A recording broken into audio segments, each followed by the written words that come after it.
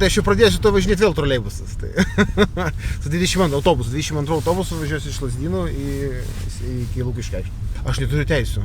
Neturite teisių? Čia vieša paslaptis. Būtinybės vairuoti nemato ir buvęs laidų vedėjas Ignas Grinevičius. Jis vieną po kitos vardija nevairavimo naudas. Nereikia prižiūrėti automobilio, nereikia jo turėti, kažkur statyti. Galų galia jo pirkti nereikia, kas šiaip gyvenime išaldo kažkokias tai apyvartinės lėšas vienu ar kitu būdu. Šitaip mėgstu daug darbų vienu metu dirbti, dar ir vairuoti būtų šiek tiek gal per daug. Dar viena nauda – galinti paskatinti mašinos vairą iškeisti į elektrinio dviračio pedalus, paspirtuką, o galbūt rinktis visuomeninį transportą yra kompensacija iki 1000 eurų, kurią galima gauti atidavus sunaikinti taršų automobilį.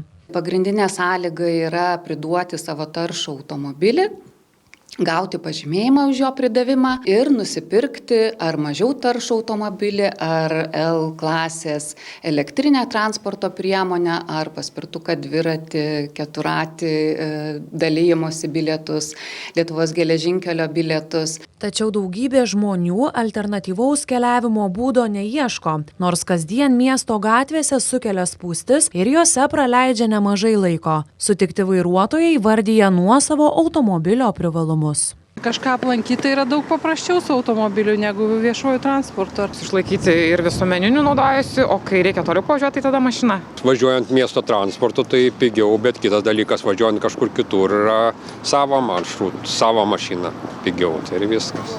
Pigiau ar brangiau važiuoti savo mašina? Ne tai kartais lemia pasirinkimą nevairuoti. Aš esu bandęs kažkada tai vairuoti, mokytis vairuoti, bet buvo akivaizdu tiek man, tiek instruktoriui, kad talento tam kažkaip nėra. Nusprendžiau, kad gal nekelsiu grėsmės visuomeniai ir pats savo. Jeigu dabar reikėtų pradėti vairuoti, tai jaučiau didelį spaudimą, nepatogumą ir nereikalingą stresą visiškai.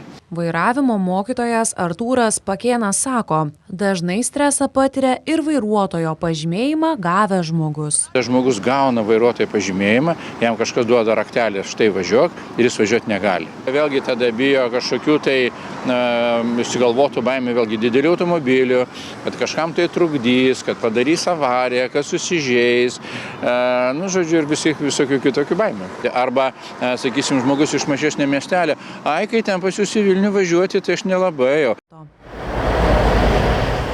Artūras Pakėnas sako, kad prie vairo sukaustančios baimės priežastys yra psichologinės ir vairavimo pamokomis tokios baimės žmogus neįveiks.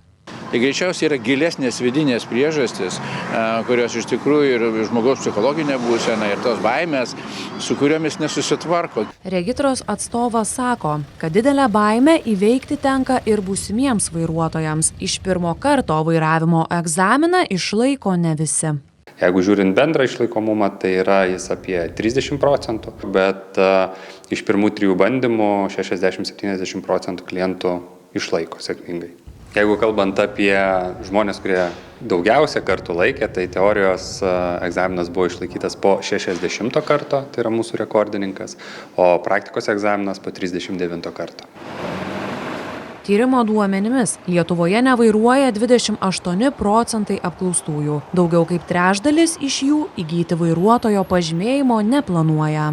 Reporterė Emilija Jankauskaitė, Vilnius.